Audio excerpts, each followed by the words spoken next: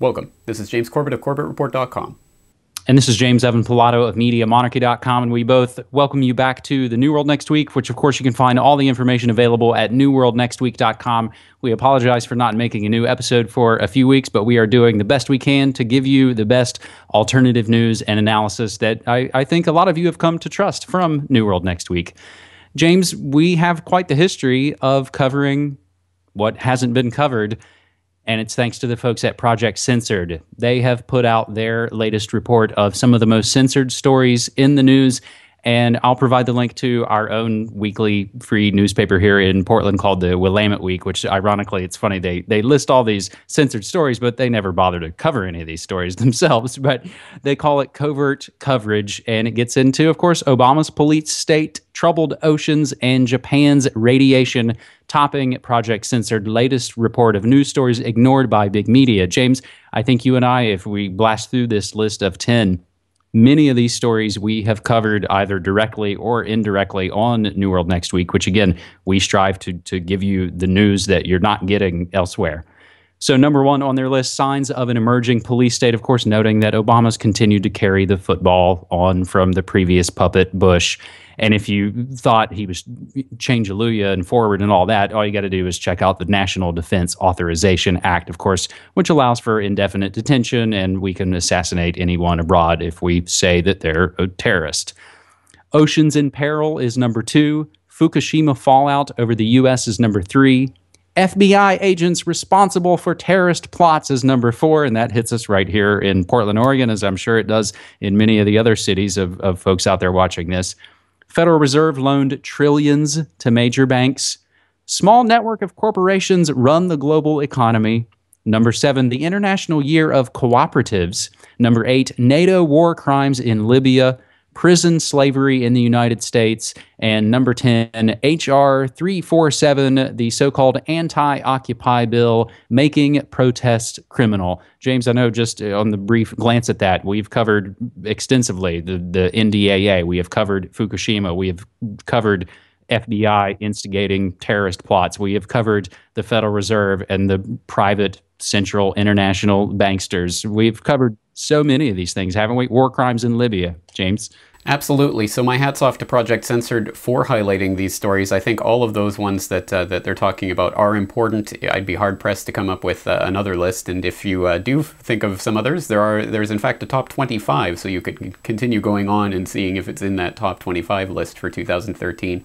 But absolutely, just very important stories. Of course, Fukushima here in Japan, and their coverage of that is important in trying to highlight that. Of course, NDAA, I think, probably is the number one story for over the last year in terms of what the media has not been talking about, despite the fact that all the polls and studies show that NDAA is something that Americans are extremely concerned about, but no one's talking about it.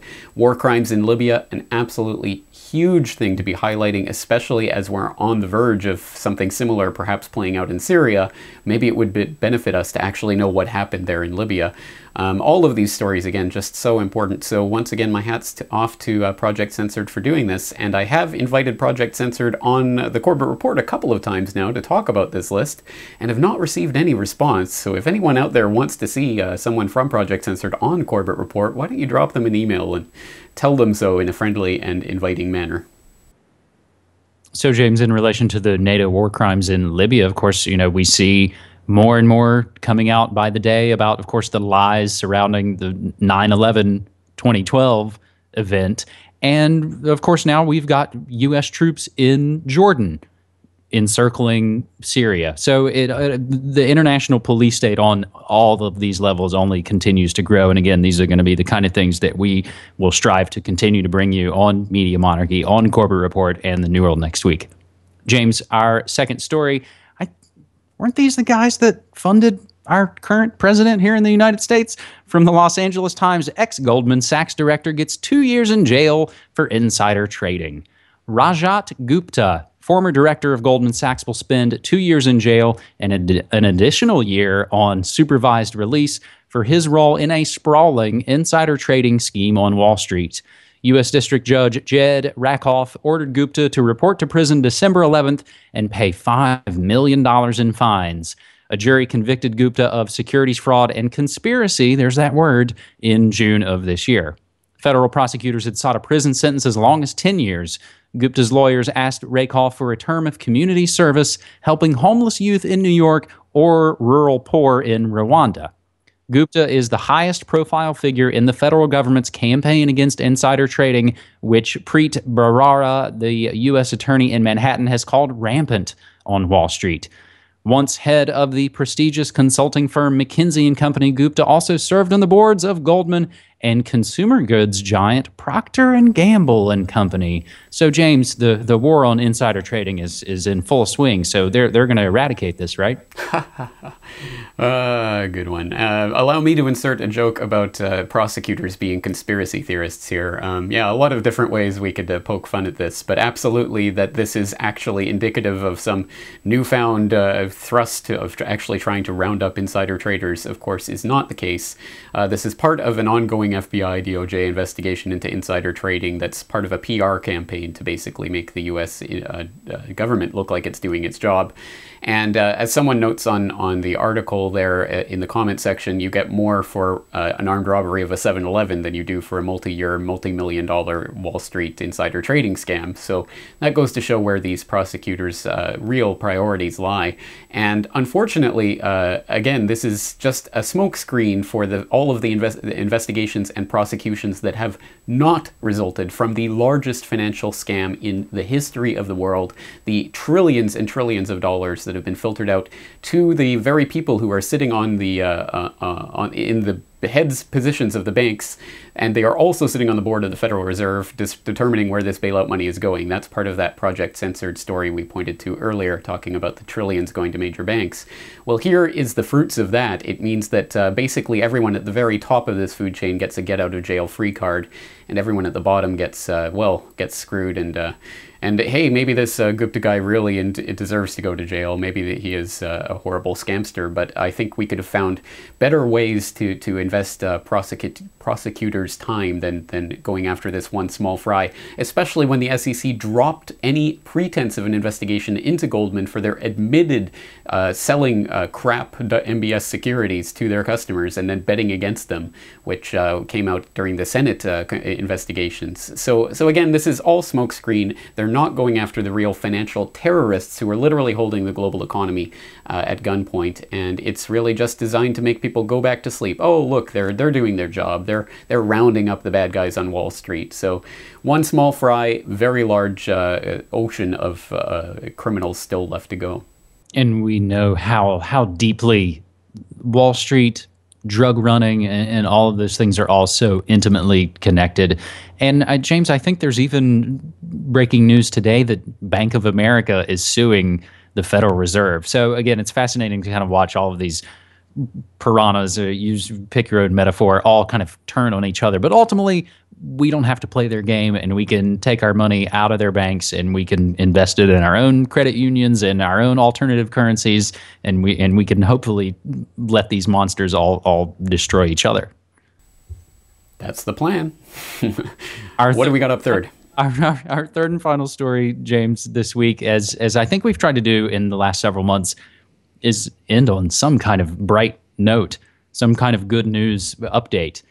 And I think this counts. I personally believe this counts, and we'll take it from my own foodworldorder.com as well as from our own Oregonian here in Portland, Oregon. Water advocates put city council fluoridation vote on hold. Now, this news broke a couple of weeks ago. Essentially, we've covered this, James, on our Food World Order reports, and I believe we also did an update on New World Next Week. They were trying to force fluoride into the water here in Portland, Oregon, one of the last big cities in the country that didn't have fluoride. So they were going to rush it. So essentially, they said, oh, okay, well, if you guys want to put this on the ballot, you're going to have to get 20,000 signatures by X day. We turned in 43,000 signatures a day ahead of the schedule. So as if that's not good enough news that we put the brakes on this massive rush towards putting an unnecessary chemical, toxic, in our water. Then we knew it had to go deeper, unfortunately, and it's started to come out. And again, this comes from the Oregonian. Portland City Council calendars don't show meetings reported by fluoride lobbyists. Fluoride lobbyists reported meeting personally with all 5 members of the Portland City Council in July or August, but only one of those initial meetings appears on public calendars under a vague heading, leaving lingering questions about the effectiveness of the city's lobbying and reporting requirements. Upstream Public Health is one of the names behind the push to add fluoride to Portland drinking water, but its plan has since been challenged through the referendum effort that is hopefully going to block the City Council's unanimous September 12th approval. According to a recently filed disclosure, lobbyists reported meeting with commissioners. That is, the fluoride lobby said, yeah, we met with all these Portland guys. But those same city officials who are required to publicly post their calendars on a quarterly basis either didn't disclose the meetings about fluoride or left a vague subject heading, and it gets into the individual city council members and what they say, and others say, oh, well, I wasn't even there anyway. So this came out, and it was just, I think, a big aha. We knew there had to be something dirty behind this because of the overwhelmingly fast push that they went for. So there's other good news about anti-fluoridation. We'll provide that in the links. And again, don't take our word for any of these stories. Go research them for yourself. Foodconsumer.org gets into lots of other good news on anti-fluoridation moves in Missouri, in New York, in Iowa, in Florida, and James, even in Saskatchewan. Hey, well, my hat's off to the people in Portland for keeping on this issue and not letting it just get steamrolled through, because, again, it goes to show that coordinated action by a concerned community can put the brakes on some of these projects, no matter how determined they are to railroad it through. So have you seen or heard much in the sort of local press about this? Is it getting a lot of coverage? Are people talking about it? Other than the day the story broke, I have not seen a whole lot about it. But it was kind of front page news again on the Oregonian when it was basically the city council calendars don't show meetings reported by the lobbyists. But then it kind of went away as so many other I think so many other towns and cities will find. If there's a salacious kidnapping and murder story, that's going to take all the attention away, and it kind of has here in Portland recently. Well, that's unfortunate, but again, we have to keep bringing it to the people and highlighting it when we do have successes, because successes do come and people can make a difference when they do step up. So once again, my hat's off to all the people involved in that. Yeah. I did have someone on talking about that issue with Clean Water Portland, Clean Water Oregon. Kaminsky. Yeah, she and so many other folks, did a ton of fantastic work. So hopefully we can follow up on that in the future. And speaking of the future, I hope we're going to be back with you next week at the same time. I think so. So we've maybe noted here before, and that's one of the reasons why I've kind of put the Media Monarchy weekly podcast on hiatus. I got a new job in big time radio. It actually pays my bills. I work for Ground Zero with Clyde Lewis. It's at groundzeromedia.org. It's kind of a paranormal, parapolitical kind of show. And of course, it's been October, so that's Halloween month. But in just the last week, we've interviewed folks like Peter Levenda and William H. Kennedy, and folks kind of getting into the occult and the parapolitical. So if you like a little bit of red ice in your truth cocktail, I would recommend checking it out. But hopefully, yes, James, we can get back on schedule with New World next week, because this is easily some of the most important work that I'm involved in.